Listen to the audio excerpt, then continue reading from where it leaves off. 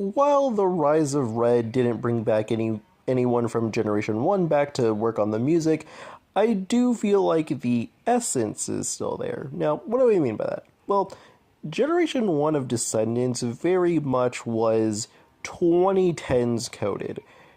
I would say mostly movie 1, but that wouldn't be fully true either. So, in reality, Descendants was based on what was going on with the pop charts at the time, mixed with doing its own thing, like being inspired by different genres or time periods of pop music. And that pretty much persisted all throughout from Descendants 1, heck, even to something like Wicked World and even The Royal Wedding, to the third film. However, I feel like Descendants took a note out of My Little Pony Generation 5's playbook by incredibly being inspired by the pop charts. We'll get to the My Little Pony thing a little bit later, but I do think that this was an interesting take to go with Descendants, but nothing that was too crazy foreign. But how did Descendants handle it? Let's find out. So after the UMA setup, kind of making sure you're comfy back into the world of Descendants again, and kind of doing some housekeeping before we meet Red, honestly, the transition between the two, pretty solid. It's like a chill opening, and then you get a moment where you're like, oh yeah, now this is happening. And I feel like it operates kind of similar to Rotten to the Core from the beginning, from the first Descendants film. However, I will say this. If I had to give Rise of Red a bit of an upper hand, and something I've been saying in my previous Descendants video, is I'm kind of glad that right now we don't have an ensemble cast. Focusing on just Red, and then Chloe's our secondary protagonist, I think primarily focusing on Red definitely worked out, as I feel like it's a pretty focused song. Not to say that Rotten to the Core wasn't focused, but you're jumping through different characters left and right rapid fire. This one is pretty, to the point, but I think it being to the point actually works out pretty well. It shows how Red's fed up with her mom and definitely wants to break out of Wonderland and is just really just tired of everything. And I feel like this works because, this is an introduction to Red and not Red and her mom, because we get that quite literally right after, and I feel like the scene that sets up the two's dynamic works pretty well instead of it being a Red and Queen of Hearts song demonstrating the contrast. Plus, we get a song about that a little bit later, so it just being primarily Red worked out in its favor of its simplicity. One thing I do also have to give it credit for is it's a character song. If I had to go back to somewhat critiquing Rotten to the Core a bit, and not even just Rotten to the Core, but all of the opening number songs, is that it isn't really a core-focused song. In fact, in terms of, Descendants, outside of Mal, Uma, Audrey, and I think that's about it, with a little bit of Evie, because she did a lot of heavy lifting for Wicked World. Those are the only character songs I could really honestly think that had individual flair to them that represents their personality, or at least where they are at that point in the story. For the most part, things like Rotten to the Core, Ways to Be Wicked, and just the opening number songs, they're very unified. So there isn't really chances of character personality quirks with the type of genre they're aligned to. So it is pretty nice to have something like this at the very start of Descendants, where you kind of get the vibe of the character. And when you think of Rebellion, you'd think of rock. In the case of Red, it's pop rock, and I think that this works in Red's favor pretty well. And I feel like the card guards add that layer of Red is just very anti-establishment of her mom, and really, all in all, we got a banger opening number for our main lead. So the next song right after this is This Is Love. And honestly, this is just nothing more than fan service. The song references the song. And I'm not really mad by this. For homework, I watched the Brandy and Paulo version of Cinderella. Good movie, banger. If you haven't seen it, highly recommend. So, you know what? For Descendants AU, and you got both of these people back, yeah, I mean it's kind of mandatory that you kind of do something like this. Plus, this is one of those nostalgic things where when was the last time we got in This Is Love in a Cinderella piece of media? I mean, unless there's like a video game or something I don't know about, that's probably the last time. Yeah, shockingly enough, the 2015 version did not have it. So, you know what? This is fine. Although I am going to have to knock some points down. For 2 points. Point number 1, it's hella short. And that kind of brings me to point 2. They reference Castle Coming and how they sang to this. Or danced to this. Well, sang and danced to it. They probably did both. And I'm kind of thinking that the reason why this version is so short was probably because the younger versions of Ellen and Charming were probably going to sing a much different version. And a much longer version. So, really, it being short didn't pay off. And the Castle Coming thing didn't pay off in this film. So, gonna have to knock some points down for those two. But really, Paulo and Brandy, iconic, they nailed it. But also, one funny thing I like about the scene in particular is they reference Descendants 3. It all comes down to this one kiss, one kiss. I'm all aglow, and now I know. So this is where we get into that whole My Little Pony Generation 5 inspired by today's pop music. So now we have Ain't It Love, or as I like to personally call it, Ain't It Unholy, because it reminds me of Unholy by Sam Smith and Kim Petras.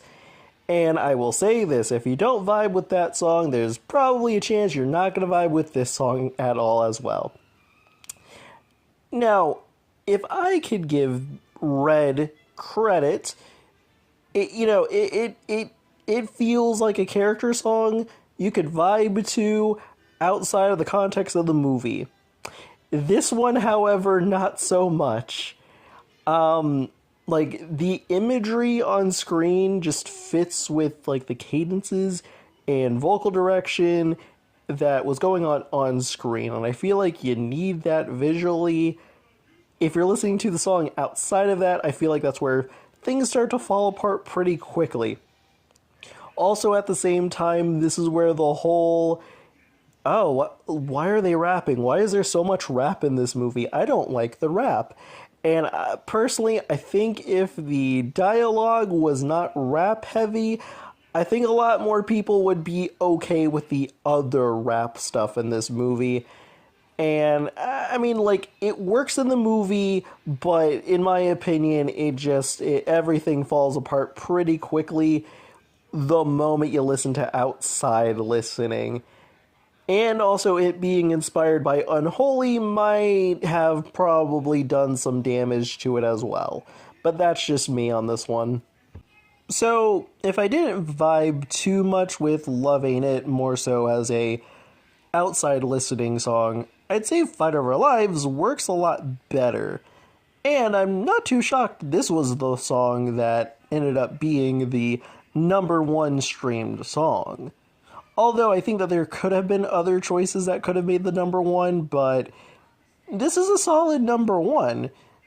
And I can see why people enjoyed it, because it's literally Red and Chloe interacting after the whole pocket watch situation, time traveling them back.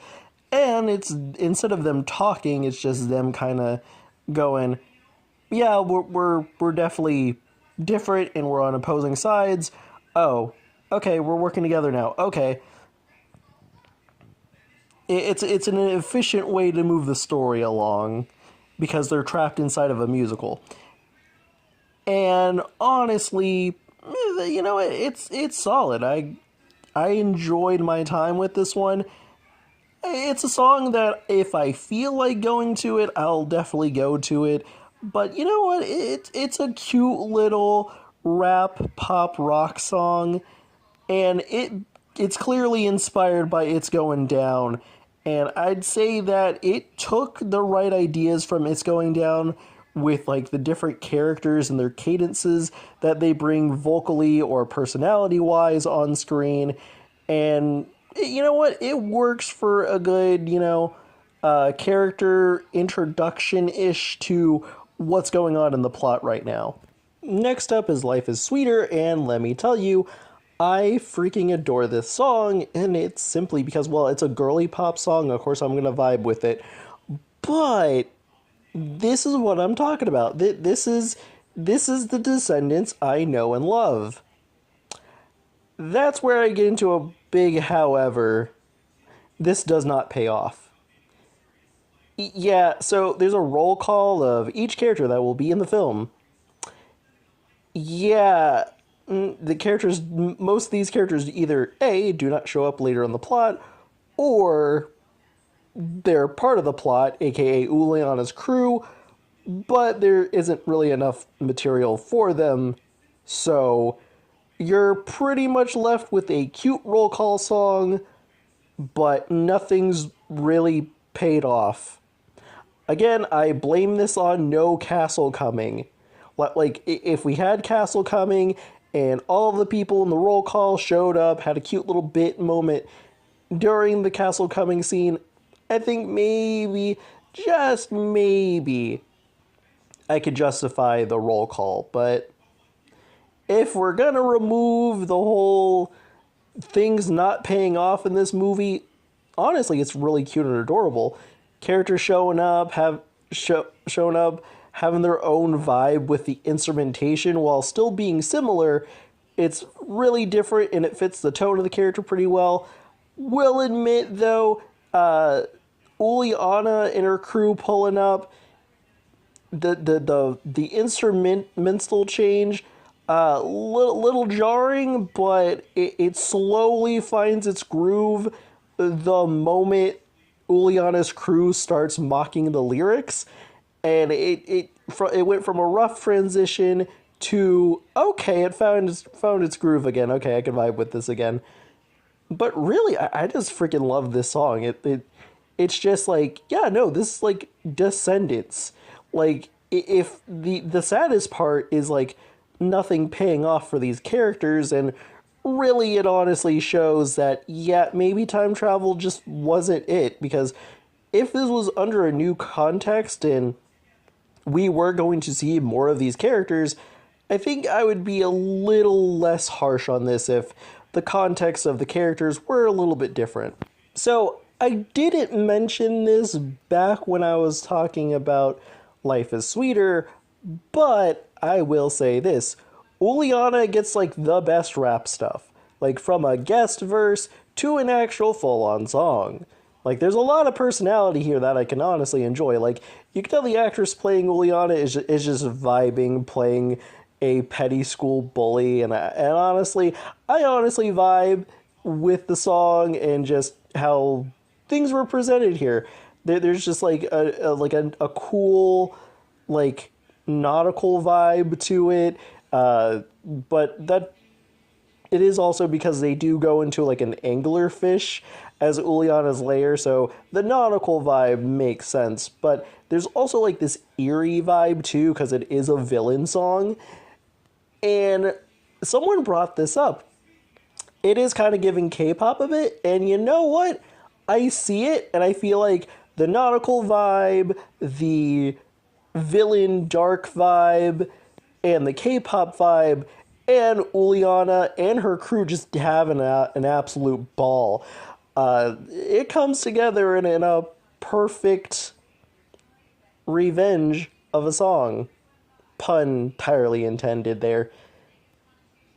And also, again, we kind of go back to the whole characters having their own personality thing. Like, I freaking adore this bit. Any suggestions? Well, why don't you make her walk the plank? Darling, that's too easy. Prick her with 1,000 times. And what, she's fall asleep? We could burn her to a crisp. Yeah, let's burn her you a Chris. No, it should be worse, worse, worse than all of these. So Chloe has kinda turned into our Evie as the designated pop girly. Well, that's not entirely true. Ella and Chloe do have pop songs, but Bridget ended up getting the most, and she does radiate the most Evie vibes in terms of pop.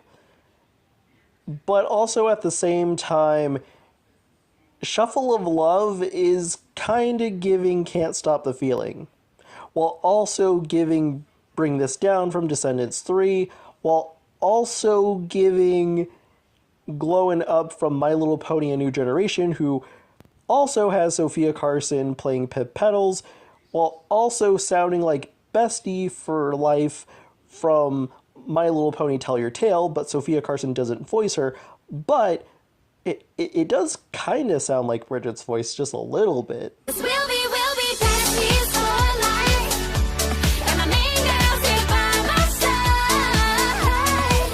Yeah, we growing up together. We'll be besties forever, yeah. 'Cause we're besties, yeah, besties forever. So, yeah, I like Shuffle of Love. There's not really much to say because there's like no scene for it. Again, Castle Coming did not pay off at all, but I'm glad that we got a cute dance song. That this is a vibe. I love it. Get Your Hands Dirty is just Party in the USA. Okay, song sounding familiar, joke aside, this is a vibe. But not only that, but it's probably a good, like a really good scene. I praised it in my thoughts on the movie video. And, like, we got, like, the best Descendants third act split up, in my opinion, to then, like, Chloe going to Ella for advice, because she typically does it with her mom, but, you know, Ella's her mom, so she goes to her, and, you know, they pretty much just, you know, talk about, you know, Chloe, and how she was raised, and how, you know, there's a lot of nuances to being good, and, you know, there's a lot of nuances to Red as a character, and, you know, Chloe should definitely have a different mindset. Again, I said all of the stuff I needed to say in my video about Chloe, so I don't think I need to go into much detail, but you know what? Honestly, this is a vibe. Works for the character. Good duet song. It being inspired by Party in the USA was definitely a good choice here. So, yeah, overall, great song. Odd song to end the movie on, though. I'm not counting Life is Sweeter reprise or remix.